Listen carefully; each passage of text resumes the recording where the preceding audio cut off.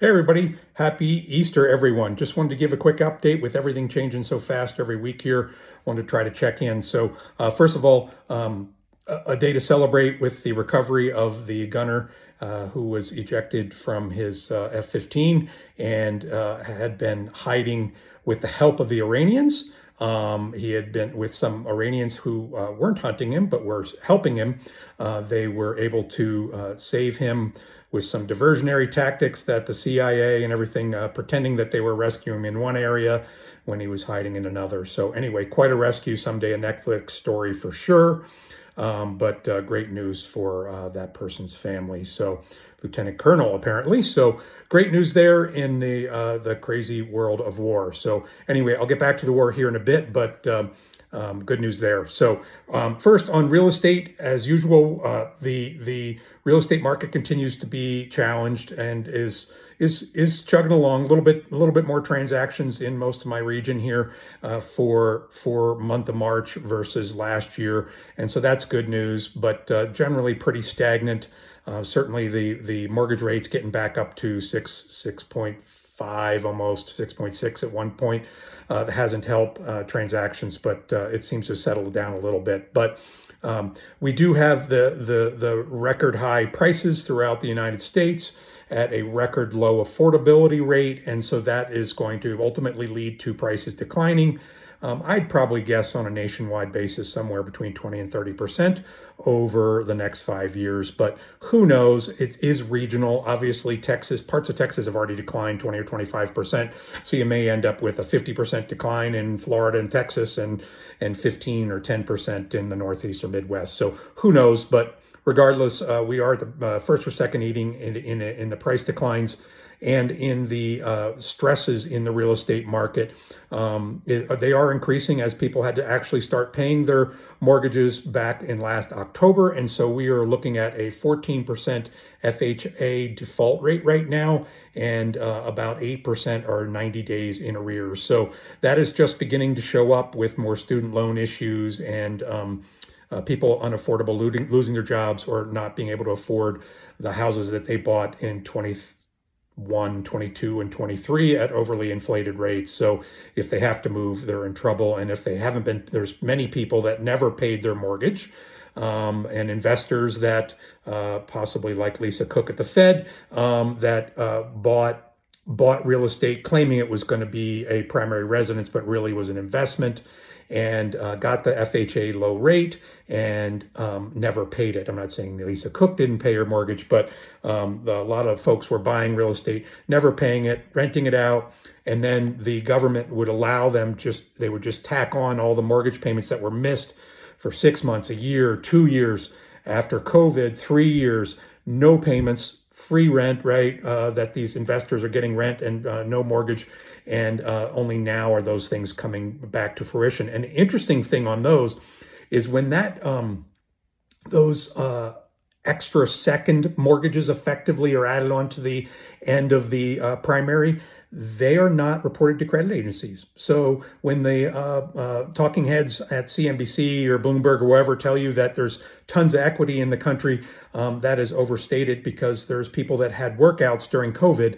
Those seconds or extra mortgages that are added on to the end of their mortgage are not reported to credit agencies in most instances. So there is less equity out there than you think. And then as prices drop, that equity will disappear unless you bought before 2019 or 2020. So anyway, the other thing going on in real estate is multifamily starting to struggle. More and more properties, especially the high-end ones, are starting to give away 2, 3, 4 months of free rent because there's just not enough renters out there. And of course, the idiots are still out there building more multifamily properties, and that is going to lead to a glut in those properties, at least in the short to medium term.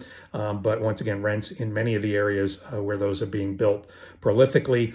Denver started to have it, lots of them in Austin, Texas, 2, 3, 4 months free. Denver's now has some properties that are 2 or 3 and 4 months free. Driving through Denver, I've seen many vacant properties in these multifamily buildings that have been built for a while and are just sitting there vacant. So plenty of inventory out there, just not at the right price. So despite what everybody tells you out there. So Anyway, rental market is challenged.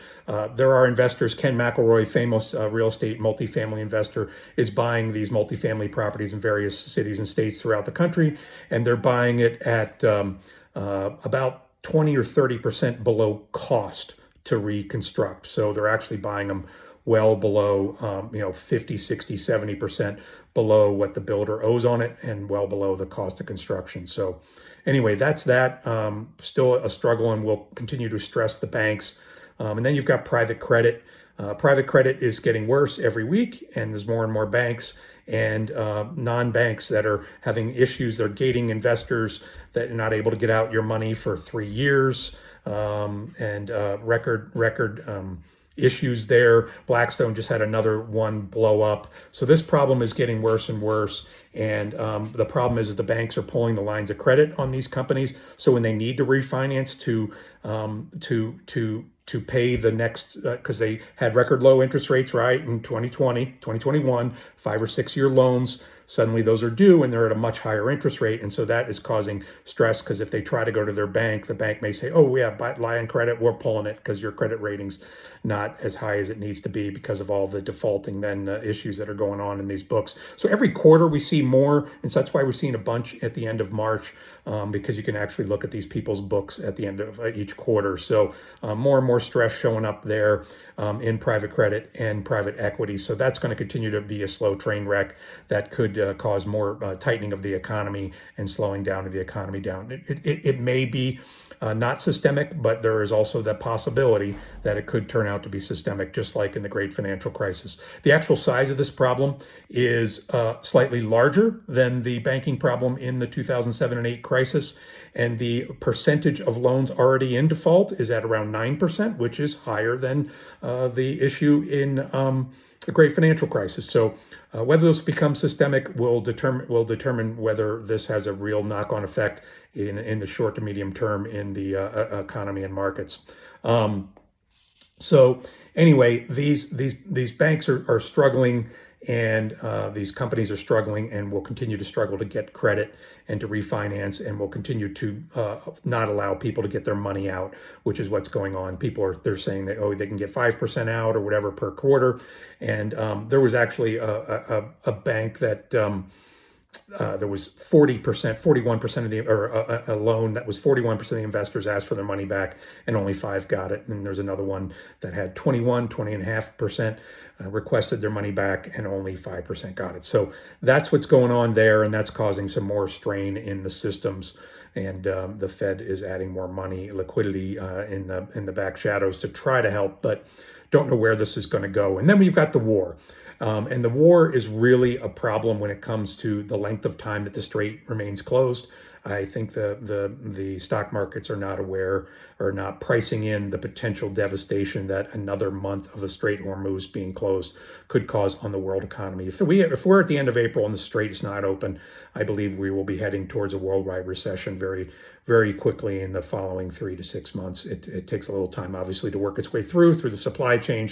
We're going to have shortages of a whole bunch of things, not as bad here as in many other parts of the world, as I've talked about in other updates. So got to get that strait open, and certainly a difficult situation, but hopefully the Iranian people can take back their country, and that ends up being a better situation than it is been in the past, and it is right now, because we got to get that strait open, because it's got too many things going on that can affect too many people in the world. Indonesia and the East Asia is starting to have shortages, and they're just getting their last deliveries of natural gas, and that there's going to be rationing and all kinds of stuff, and lower manufacturing of various things as well. So anyway, that could cause a real dislocation, could cause credit issues, could cause our rates to go up dramatically as people sell assets like they were selling gold during the beginning of the war.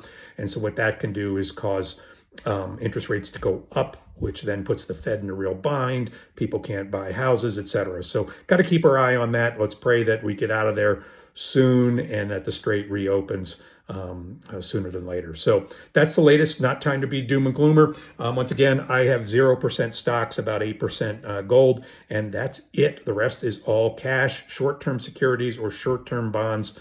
money markets, et cetera, so that there's money to reinvest when the market turns around or when gold turns around. I think gold will turn around first. It's already showing signs of bottoming. We'll see if there's a liquidity crunch. It could go much lower, and that's the reason I'm in cash, is because things could go really sideways. Hopefully they won't. Hopefully we'll get out of there. We'll get the Strait open. Things will slowly improve. Oil's not going to plummet immediately. It will take a while to get back online, but hopefully things will resume relatively quickly and we can get back into investments and a positive slant on the economy. So anyway, but the risks are too high to be invested, in my opinion. And other than some gold. And I'm looking to add to that if it goes back down to 4,000. I added a little bit more around 4,400. And if it goes down to that 4,000 or 3,500, which is a real support line, there's even some more buying that I would do there. But anyway, be careful out there and stay small. Don't invest in a second home. Don't invest in housing right now. Prices are going to generally drop in the majority of the country. They're dropping at over 50% of the country right now. And I think we're going to see that that's going to expand over time, especially with the fear that a war puts into people and makes it scary. But anyway, we may have turned the corner on the number of transactions in real estate. That's great. And hopefully we will be done with this war soon and the markets will recover. But the liquidity crunch with everything going on, AI, private credit, and real estate, all that could combine with a war to make things really a problem if we can't get that Strait open and get out of the supply crunch that we're facing here shortly. So anyway, enough out of me. Have a great rest of your Easter and take care.